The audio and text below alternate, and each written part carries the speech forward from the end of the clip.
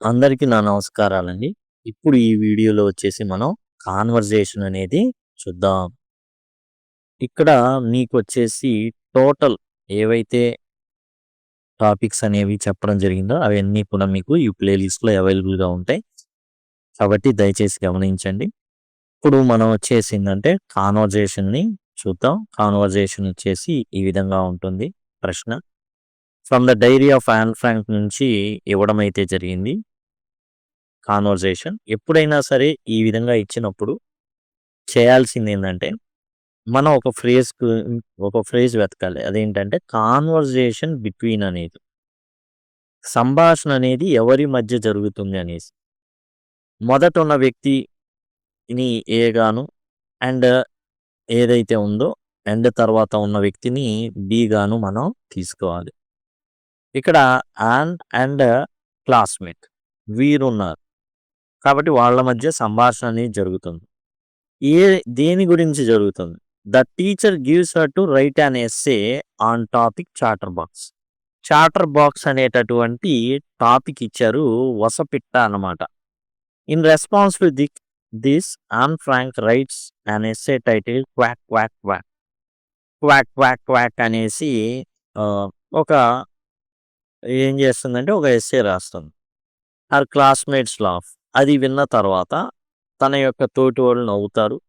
And homework ఇచ్చినటువంటి ఏదైతే మాట్లాడుతుంది అనేసి పనిష్మెంట్‌గా హోంవర్క్ ఇచ్చినటువంటి మిస్టర్ కీసింగ్ కూడా దాన్ని చక్కగా ఎంజాయ్ చేస్తాడు అతను.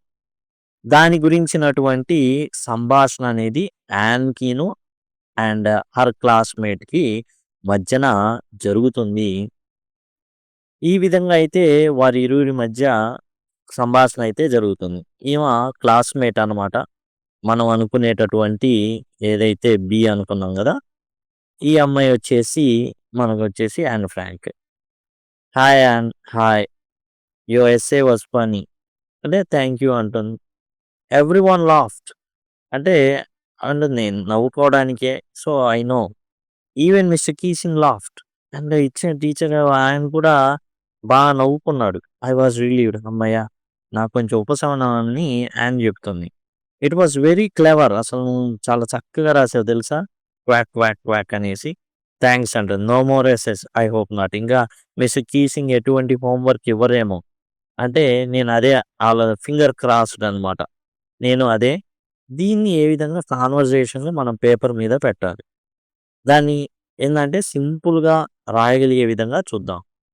ఎటువంటి కాన్వర్జేషన్ ఇచ్చినా సరే సింపుల్‌గా రాయగలిగే విధంగా ఏం చేయాలి అంటే, ఈ విధంగా ఒక ఫ్రేమ్‌వర్క్, ఒక ఒక అచ్చులాగా వాళ్ళకి నేర్పించుకోవాలి. సీడీ గ్రేడ్ కానివ్వండి, ఏవి గ్రేడ్ కానివ్వండి. ఓన్‌గా మొత్తం రాయగలిగే విధంగా ఉంటే ఓకే. లేకపోతే మాత్రం ఇది స్టార్టింగ్‌లో ప్రాక్టీస్ పర్పస్ కోసం ఖచ్చితంగా ఇట్లా నేర్పించుకుంటే చాలా ఈజీగా ఉంటుంది. ఏ వచ్చేసి హలో అంటాడు. ఎవరైనా సరే. దానికి బి ఏమన్నా హలో ఏ జనరల్‌గా. ఇది కూడా రాయలేని వారి కోసం సింపుల్‌గా మనం హాయ్, హాయ్ ఏ ఈ విధంగా ఉంచుకోవచ్చు. హౌ ఆర్ యూ అని అడుగుతాడు. అంటే అప్పుడు బి రెస్పాన్స్ ఏంది? I am fine. What about you? నేను బానే ఉన్నాను. నీ సంగతేంటి? దానికి ఐ యామ్ ఆల్సో ఫైన్. ఇది ఇంట్రడక్షన్ పార్ట్ అన్నమాట ఇంతవరకు.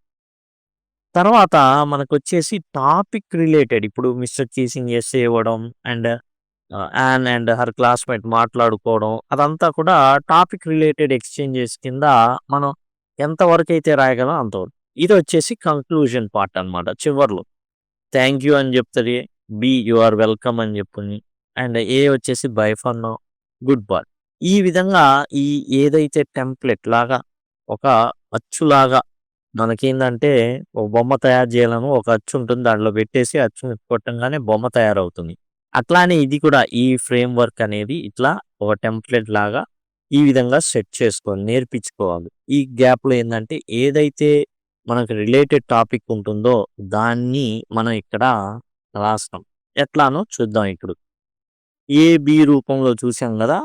అదేందంటే దేనికైనా గాని రాసే విధంగా ఉండేటటువంటి ఓ ఫార్ములా లాంటిది. ఇప్పుడు ఏ ప్లేస్‌లో యాన్ రాస్తాం. హలో. క్లాస్‌మేట్ హలో యాన్ రాయలేరనుకోండి. సింపుల్‌గా ఎట్లా రాయించొచ్చు? సీడీ గ్రే హాయ్. హలో ప్లేస్‌లో హాయ్ యాన్ ఈ విధంగా. Anne how are you classmate? I am fine. What about you? And I am also fine అని ఇదంతా ఏందంటే ఇంట్రడక్టరీ అనమాట. ఇంట్రడక్షన్. ఇంట్రడక్షన్ కిందకి వెళ్తుంది ఇదంతా కూడా.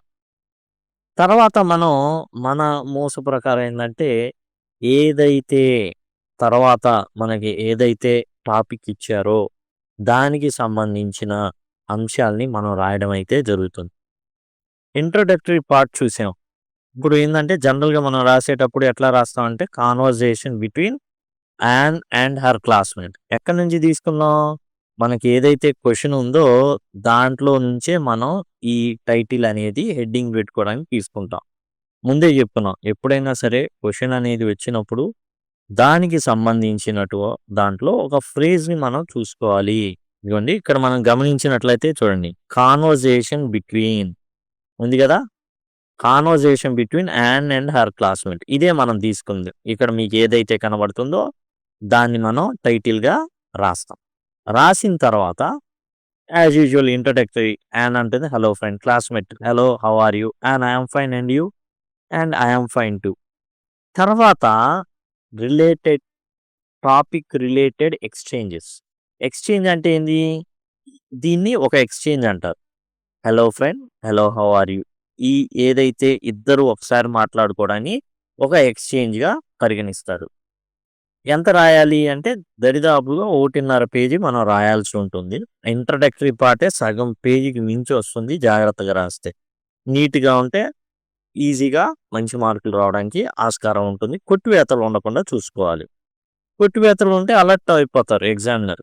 ఎవరైతే దిద్దుతున్నాడో ఆ వ్యక్తి ఎవరైతే ఉన్నారో వాళ్ళు అలర్ట్ అయిపోతారు. ఈ వ్యక్తికి తెలుసా లేదా అన్నట్టుగా. నీట్‌గా ఉంటే అలా పెన్ ఎళ్ళిపోతుంది. Your essay was funny.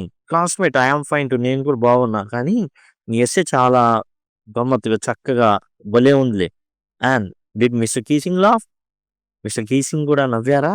అక్కడ ఉన్నదే మనం కొత్తగా మనం ఏం చేయట్లేదు. అక్కడ ఉన్నదే అటు తిప్పి, ఇటు తిప్పి మనం రాస్తున్నాం. Did mister Keesing laugh? Keesing teacher నవ్వారా? Yes he enjoyed it. Classmate అంటుంది. I am so happy.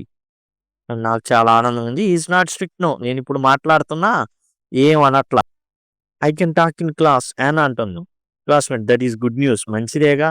No more extra homework. అంటే ఈ ఎక్స్‌ట్రా హోంవర్క్‌లు కూడా ఆయనేమి ఇవ్వట్ల.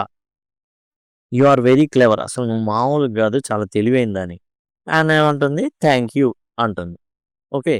ఎండింగ్ ఉంటుంది. కంక్లూజన్ పార్ట్ మనం ఏదైతే చెప్పుకున్నామో కంక్లూజన్ మనం చూసుకున్నట్లయితే ఇక్కడ యాన్ ఏమంటుందంటే థాంక్ యూ అంది కదా! Classmate you are welcome. Thank you. నువ్వు చాలా చక్కగా నన్ను పొగిడావు గదా! దాన్ని బట్టి నీకు థాంక్ యూ. అంటే you are welcome. Bye for now. Goodbye. ఈ విధంగా ఇదేందంటే ఎండింగ్ అనమాట.